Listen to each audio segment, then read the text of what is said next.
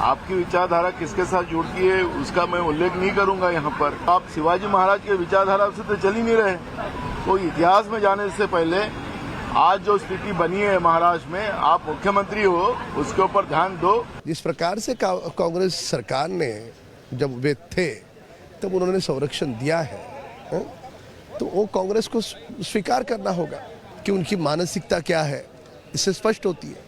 छत्रपति धर्मवीर संभाजीराजे की क्रूर हत्या की और मराठों के ऊपर हमला किया, मराठों को धर्मांतर करने के लिए फोर्स किया, ऐसे औरंगजेब का कोई भी निशाना महाराष्ट्र में न रहे, ये तो हमारी भूमिका ही है।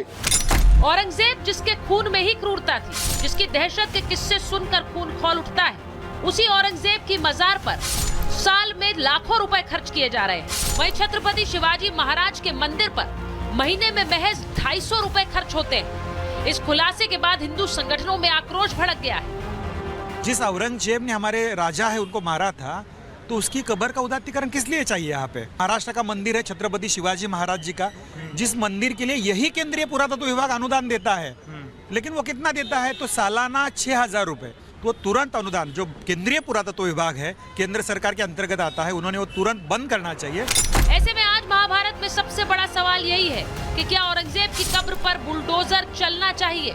क्या बुलडोजर चलाने के साथ ही इतिहास के पन्ने भी बदले जा सकते हैं? सवाल ये भी कि औरंगजेब ने हिंदुओं पर जिस तरह का अत्याचार किया, उसके बाद भी औरंगजेब का महिमा मंडन कौन लोग करना चाहते हैं? इस देश में छत्रपति शिवाजी महाराज का महिमा मंडन होगा या फिर आक्रांता औरंगजेब का? Bureau report, Republic Bharat.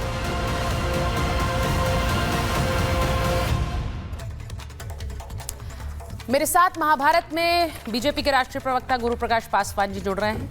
हमारे साथ हिंदू धर्म गुरु आचार्य विक्रमादित्य हैं। ओम जी उपाध्याय इतिहासकार हैं, जुड़ रहे हैं महाभारत में हमारे साथ। हाजी मेहरुद्दीन रंगरेज हैं, नेता हैं एमआईएम के।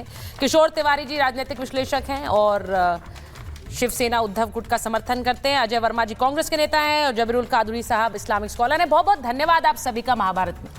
मैं सबसे पहले इस बात पर गौर करना चाह रही हूं कि औरंगजेब को लेकर चर्चाएं इतने समय से हो रही हैं और गुरु प्रकाश जी, अगर मैं आपके साथ शुरुआत करूं, क्योंकि एक बयान देवेंद्र फडणवीस का आया कि बहुत से लोग चाहते हैं कि औरंगजेब की कब्र ना रहे, संरक्षण कानूनी प्रक्रिया के तहत हुआ है, सब चाहते हैं औरंगजेब की कब्र हटे।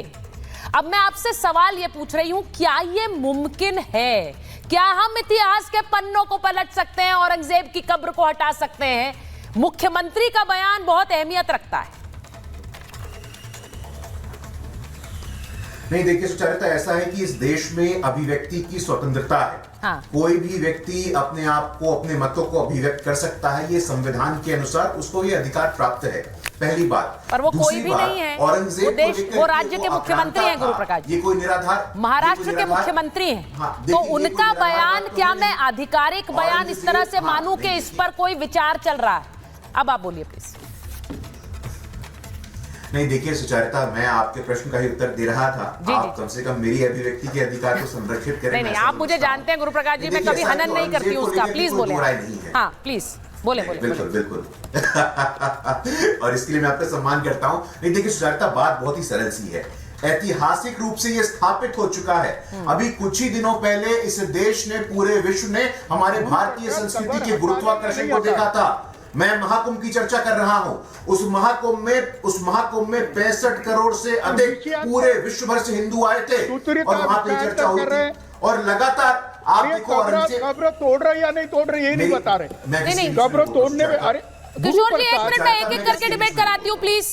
किशोर जी, मैं वापस आ रही हूँ आपके पास। एक बार गुरु प्रकाश जी बात रख ले। देखिए, बहुत सेंसिटिव इशू है, मैं चाहती हूँ इस पर आराम से बात हो। बोलिए गुरु प्रकाश जी, बोलिए।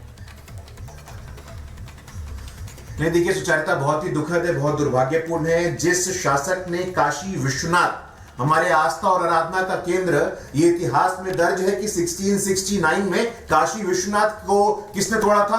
औरंगजेब ने तोड़ा था। जिस दुर्दांत शासक औरंगजेब ने सिखों के 9वें गुरु तेग बहादुर पे ऐसी हिंसात्मक कार्रवाई की थी, कौन था? ऐसा दुर्दांत शासक जो कि एक जिजिया लगाने का काम करता था। मैं महाकुंभ की चर्चा इसलिए कर रहा था क्योंकि संस्कृति के गुरुत्वाकर्षण केंद्र, करोड़ों लोगों की आस्था का केंद्र महाकुंभ पे जिस व्यक्ति ने जिजिया लगाया था, रिलीजियस टैक्स लगाया था, उसके नाम पे लोग महिमा मंडन कर रहे हैं।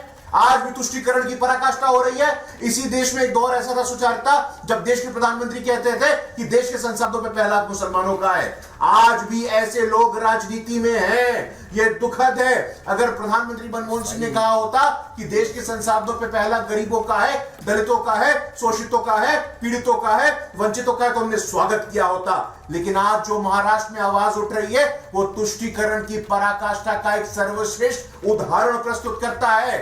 आज भी एक विशेष वर्ग की राजनीति करना चाहते हैं। यही लोग हैं जो कहते हैं कि 15 मिनट के लिए पुलिस हटा दो। यही लोग हैं जो कहते हैं कि अखिलेश जी आएंगे तो पहले हिसाब किताब होगा। इस मानसिकता से हमें लड़ने की आवश्यकता है। ये जो मानसिकता तुष्टीकरण की है, ये जो मानसिकता वर्ग विशेष की है, इस देश में संविधान है, रूल ऑफ लॉ है, everyone is equal in the eyes of law. कानून की नजरों में सब बराबर है। वो क्या हिंदू है, क्या मुसलमान है, क्या ब्राह्मण है, क्या दलित है, लेकिन जानबूझ करके एक वर्ग विशेष से ऐसा प्रेम करना, ऐसा स्नेह रखना। क्यों रखना? ताकि वोट मिलता रहे। क्यों रखना? ताकि आप चुनाव जीतते रहें। क्यों रखना? ताकि आप उनको डरा के रखें। ऐसा अब नहीं होने वाला है। ये बीजेपी नरेंद्र मोदी जी का शासन काल है। ये हिंदू रेनेसा का काल है। ये हिंदू पुनर्जागरण का काल है।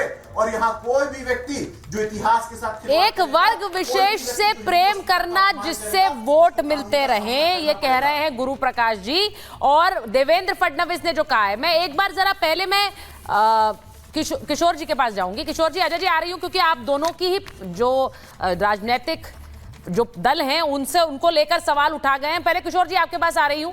ये बताइए कि जिस तरह से औरंगजेब की कब्र को संरक्षण देने की बात कही गई, कानूनी राज से कब्र को एएसआई का संरक्षण है और ये कांग्रेस राज से ही है। अब आप इसका समर्थन करते हैं क्योंकि बड़ी बात कही है उन्होंने कहा सब चाहते हैं औरंगजेब की कब्र हटे। मैं पहले आपसे पूछ रही हूं, हटनी चाहिए? देखिए, मैं एक बात बताता हूं। हाँ। कि औरंगजेब की जो मजार है उसको एएसआई का संरक्षण है, ये बात कबूल है। हाँ। लेकिन आपने गुरु प्रसाद जी को पूछा था हाँ। कि देवेंद्र फडणवीस अगर लाइन लेते हैं और औरंगजेब की मजार को वहां से शिफ्ट करते हैं तो मेरी पार्टी की क्या भूमिका रहेगी। तो गुरु प्रसाद बोले ही नहीं इस पे। गुरु प्रसाद ने दुनिया भरे की दूसरी बातें की। देखो, वो कुरुकर्मा थे, उन्होंने हमारे आराध्य संभाजी महाराज। अरे भाई, आप बीच में आप बोल रहे। बताइए, देवेंद्र फडणवीस अगर कब्र वहां से हटाने की बात करेंगे तो केंद्रीय बीजेपी क्या उनके साथ है? आप मुझे बताइए। अगर आप ऐसा ऑफिशियल डिसीजन लेते हैं मोदी जी, तो हम तो हिंदू वाली पार्टी है, हम तो जरूर समर्थन करेंगे आपका। अरे कभी निर्णय तो लो।